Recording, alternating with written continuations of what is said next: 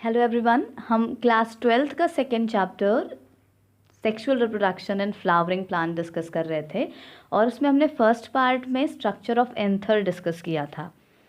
हमने डिस्कस किया था आर्चीस्पोरियम सेल आउटवर्ड्स डिवाइड करती है एंड वो फॉर्म करती है वॉल लेयर्स का, एंड वही आर्चीस्पोरियम सेल इनरवर्ड्स डिवाइड करते हुए फॉर्मेशन करती है स्पोरोजिनस टिश्यू का। अब हमें डिस्कस करना है microsporogenesis.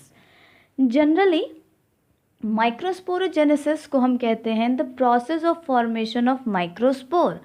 Microspore means we are talking about male gamete and in flowers में वो मेल गैमीट है pollen grains. So simple terms में या सिंपल लैंग्वेज में पॉलन ग्रेन्स के फॉर्मेशन की जो प्रोसेस है उसको माइक्रोस्पोरोजेनेसिस कहते हैं। बट बायोलॉजिकली इसके लिए एक डिफरेंट टर्म या डिफरेंट डेफिनेशन हम यूज़ करते हैं, and that's the process of formation of microspore from the sporogenous tissue और पॉलन मदर सेल। सो स्पोरोजिनस टिश्यू की एवरी सेल एक पोटेंशियल पॉलन मदर सेल होती है। इनमें से कुछ सेल्स मियोसिस के थ्रू डिवाइड करती हैं and by the meiosis they form cluster of 4 haploid cells and these are called microspore tetrad. These microspore tetrads either arranged in tetrahedral manner or isobilateral. tetrahedral manner में अगर ये arrange होते हैं तो हमें सिर्फ 3 साइड्स सामने से दिखते हैं और एक उसके बैक में होता है, तो हमें वहाँ 4 नहीं दिखते हैं। As anther matures, these tetrad they dissociate from each other and each develop into pollen grain. But sometime क्या होता है, ये एक दूसरे से सेपरेट नहीं होते हैं और ये क्लस्टर में ही रहते हैं। सो इन दैट केस इनको हम कंपाउंड पॉलन ग्रेन्स कहते हैं and compound pollen grains usually Drosera में देखने को मिलते हैं। न्यूक्लियस जो होता है पॉलन ग्रेन का वो माइटोटिकली डिवाइड करता है। माइटोटिकली मीन्स माइटोसिस के थ्रू, एंड 2 सेल्स का फॉर्मेशन करता है। पहली सेल लार्ज होती है, उसको वेजिटेटिव सेल कहते हैं, एंड दूसरी स्मॉल होती है, स्पिंडल शेप होती है, वो कहलाती है generative cell. Pollen grains 2 layer wall का फॉर्मेशन करते हैं। The outer most layer is called exine and inner layer is called intine. जो आउटर लेयर होती है एक्साइन लेयर वो स्पोरोपोलिनिन की बनी होती है and inner layer cellulose and pectin की बनी होती है। सो माइक्रोस्पोरोजेनेसिस के बाद हम डिस्कस करेंगे the structure of pollen grain और the pollen grain. So pollen grain spherical in structure होते हैं एंड इनमें 2 लेयर होती है। आउटर मोस्ट लेयर एक्साइन होती है। एक्साइन सीरेटेड होती है, मीन्स उसमें रिजेस एंड ग्रूव्स होते हैं, और ये बनी होती है स्पोरोपोलिनिन की। स्पोरोपोलिनिन एक ऐसा केमिकल सब्सटेंस है जो इस आउटर मोस्ट लेयर को हार्ड बना देता है और इनको हाई टेम्परेचर एंड केमिकल्स से रेजिस्टेंट प्रोवाइड करता है।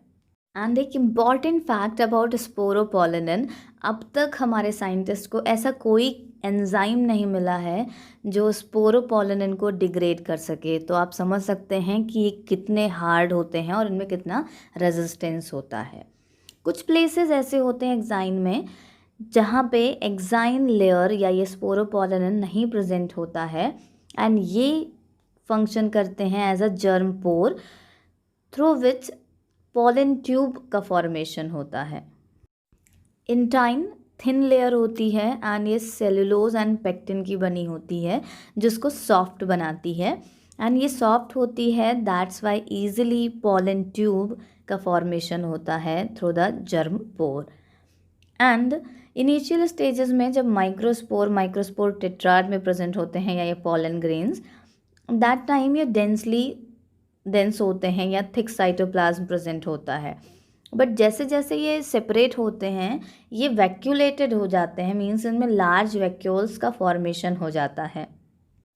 सो जैसे ही पॉलन ग्रेन्स मैच्योर होते हैं इनकी सेल डिवाइड करती है या इनका न्यूक्लियस डिवाइड करता है और 2 अनइक्वल सेल्स का फॉर्मेशन करते हैं। सो जो लार्ज पोर्शन है या लार्ज सेल है वो वेजिटेटिव सेल होती है एंड जो स्मॉलर है वो जेनरेटिव सेल होती है। जेनरेटिव सेल स्पिंडल शेप्ड होती है। 60% एंजियोस्पर्मिक प्लांट्स में 2 सेल्ड स्टेज में या इसी स्टेज में जब उनमें vegetative and generative cells present हों, पॉलन ग्रेन्स रिलीज हो जाते हैं या लिबरेट हो जाते हैं। बट कुछ प्लांट्स ऐसे हैं जिनमें पॉलन ग्रेन्स 3 सेल्ड स्टेज में लिबरेट करते हैं। अब ये 3 सेल्ड स्टेज का क्या मतलब है? जो जेनरेटिव सेल होती है ये माइटोटिकली डिवाइड करती है और इसका न्यूक्लियस 2 मेल गैमीट का फॉर्मेशन करता है और यही जेनरेटिव सेल ही बनाती है पॉलन ट्यूब। एंड जो मेल गैमीट बनते हैं इनमें सेल वॉल प्रेजेंट नहीं होती है। सो जो एंजियोस्पर्मिक मेल गैमीट होते हैं उनको नेकेड मेल गैमीट भी कहा जाता है। सो ये पॉलन ग्रेन्स फर्टिलाइजेशन में हेल्प करते हैं, सीड फॉर्मेशन करते हैं। बस इसके साथ साथ इनके कुछ और इम्पॉर्टेंस और इनके हार्म भी हैं। जैसे कि कुछ पॉलन ग्रेन्स, कुछ प्लांट स्पीशीज़ के पॉलन ग्रेन्स हैं जो इन्फेक्शन करते हैं, लाइक पार्थेनियम जिसको हम कैरेट ग्रास भी कहते हैं।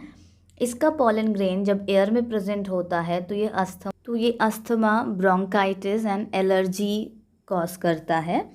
एंड पॉलन ग्रेन्स सिर्फ हार्मफुल नहीं होते हैं, ये रिच इन न्यूट्रिएंट्स भी होते हैं।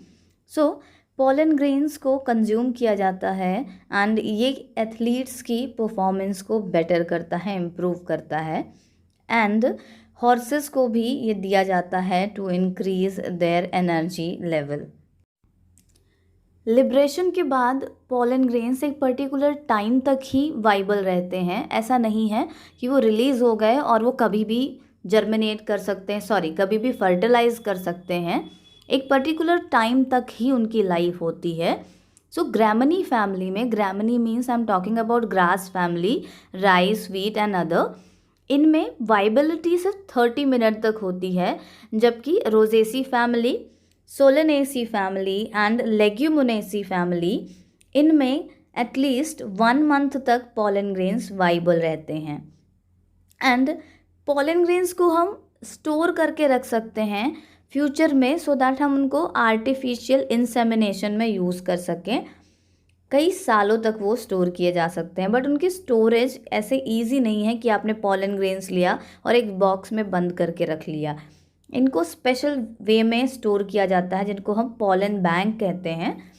पॉलन बैंक में इनको लिक्विड नाइट्रोजन में स्टोर किया जाता है एट -196 डिग्री सेल्सियस। और ये सारी चीज़ें क्रॉप ब्रीडिंग एक्सपेरिमेंट्स या क्वालिटी इम्प्रूव करने में हेल्प करती हैं। सो माइक्रोस्पोरोजेनेसिस या मेल गैमीट फॉर्मेशन हमने आज डिस्कस कर लिया। अब हमें डिस्कस करना होगा फीमेल गैमीट फॉर्मेशन या megasporogenesis. Wait for the next video.